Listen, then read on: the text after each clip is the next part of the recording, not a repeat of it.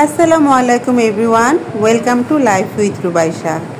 আশা করি আপনারা সবাই খুব ভালো আছেন। আলহামদুলিল্লাহ, আমরাও অনেক ভালো আছি। তো বেশ অনেক দিন পর আবার চলে আসলাম নতুন একটি ব্লগ নিয়ে। পারিবারিক কিছু ব্যস্ততার জন্য আমি এতদিন ব্লগ দিতে পারিনি, তবে এখন থেকে চেষ্টা করব রেগুলার ব্লগ দেওয়ার। আর আশা করব আপনারাও আমার এই ভিডিওগুলোতে লাইক দিবেন, কমেন্ট করবেন এবং শেয়ার করে আমার পাশে থাকবেন। আর আমি কিন্তু আপনাদের খুব বেশি মিস করেছি। এই যে দেখেন, আমার মেয়ে আপনাদেরকে কিস দিয়ে দিচ্ছে। আমার রুবাইশাও কিন্তু আপনাদের অনেক বেশি মিস করেছে। আপনারা কি আমাদের মিস করেছেন? অবশ্যই কিন্তু কমেন্টের মাধ্যমে আমাকে জানাবেন। তো এই ভিডিওটি ছিল গত শুক্রবারে যেহেতু আমাদের অফিস অফ থাকে, তো আমরা একটু ঘুরতে বের হয়ে গেলাম। আর রুবাইশার আব্বুর হঠাৎ করে ইচ্ছে হলো এই যে ভাই থেকে শপিং করবে। যদিও গত ঈদে বলতে এই তো রোজার ঈদে সে অনেক শপিং করেছে, বাট এই যে ভাই থেকে সে কেনাকাটা করতে পারেনি। তো এই জন্য আজকে সে এই যে ভাই থেকে কেনাকাটার উদ্দেশ্যে রওনা হয়ে গেল।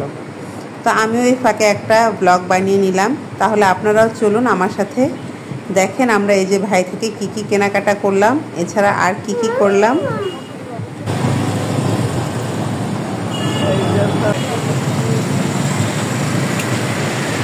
আমি বসে থাকতে থাকতে সন্ধ্যা হয়ে গেল।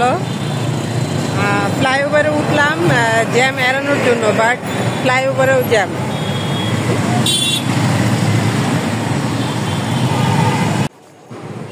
অবশেষে চলে আসলাম নিউ মার্কেট। রাস্তায় জ্যামের কারণে বেশ খানিকটা সময় লেগে গেল, প্রায় সন্ধ্যা হয়ে গেছে। তো আমরা সময় নষ্ট না করে এই যে ভাইয়ের শপের দিকে রওনা দিলাম। বাট এর মধ্যে একটা হাসির ঘটনা ঘটলো। সেটা হচ্ছে রুবাইশার বাবার হঠাৎ করে টয়লেটের চাপ, এত এমার্জেন্সি যে দেখেন সে বেচারা কি দৌড়ের উপরে আছে। আমি তো হাসতে হাসতে শেষ। তো রুবাইশার বাবা কিন্তু এখনও ভিডিওটি দেখেনি। যখন আমি এটা আপলোড করব তখন দেখার পর কিন্তু আমাকে খুব বকা দিবে। বাট আপনারা দেখেন বেচারা কি দৌড়ের উপরে আছে, টয়লেট খুঁজতেছে।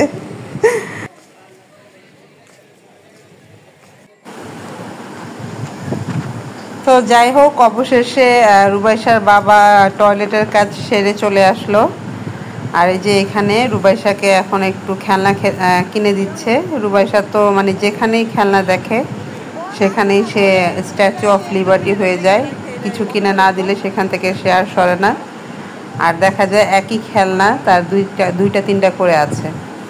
ওই যে রুবাইশার আব্বু টয়লেটের কাজ সেরে এখন কেনাকাটায় ব্যস্ত। যাই হোক, আমরা রুবাইশার জন্য একটা বল কিনলে চলে গেলাম এই যে ভাইয়ের শপের দিকে। আর আপনারা তো সবাই নিশ্চয়ই জানেন যে এই যে ভাইয়ের শপ হচ্ছে আমাদের বাংলাদেশের বিখ্যাত অভিনেতা নায়ক অনন্ত জলিলের দোকান।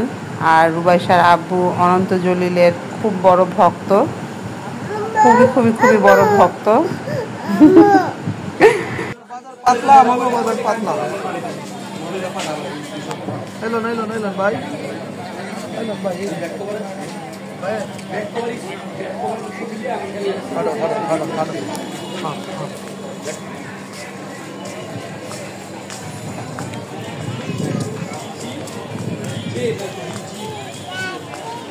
অ্যাট লাস্ট চলে আসলাম এই যে ভাই শপে। আর এই শপে সে তো রুবাইশা খুবই খুশি। রুবাইশা এখানে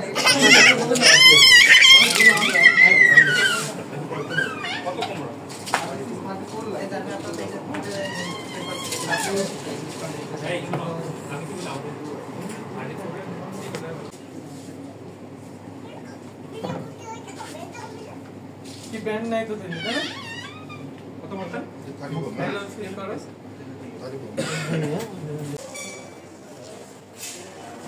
আর রুবাইশার বাবা ওইদিকে কেনাকাটায় ব্যস্ত, আর রুবাইশা এখানে প্লে করতে ব্যস্ত, আর আমি তোর পেছনে পেছনে মোবাইল নিয়ে ঘুরছি।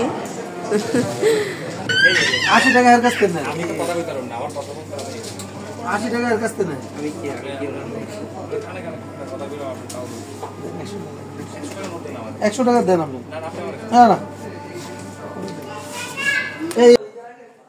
অবশেষে রুবাইশার বাবার কেনাকাটা শেষ হলো আর আমরা বাড়ির দিকে রওনা দেওয়ার জন্য রেডি হলাম। বাট যেহেতু কেনাকাটা করতে করতে প্রায় রাত হয়ে গেছে, তো আমরা চলে আসলাম ডিনার করতে নীলক্ষেতে রয়্যাল তেহারিতে।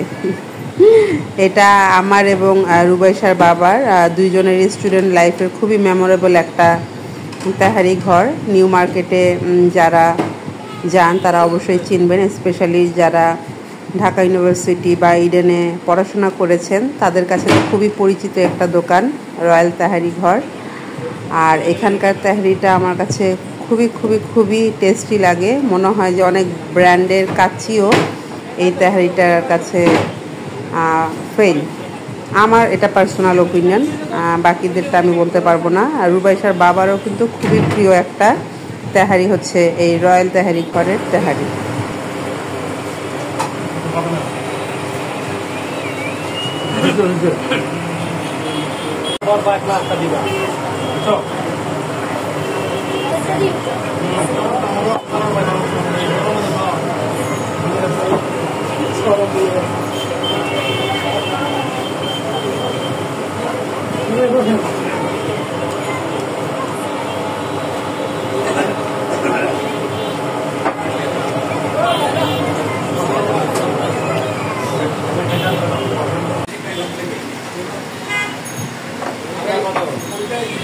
হ্যাঁ, আমরা খাওয়া দাওয়া করলাম আর রুবাইশা তো প্লে করলো, ওর ডিনার বাসায় গিয়ে করাতে হবে।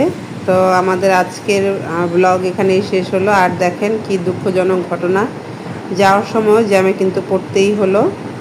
যাই হোক, এনিওয়ে জ্যাম ট্যাম ঠেলে অ্যাট লাস্ট বাসায় এসে পৌঁছালাম। আর এই যে রুবাইশার বাবার এই যে ভাইয়ের দোকানের কেনাকাটা।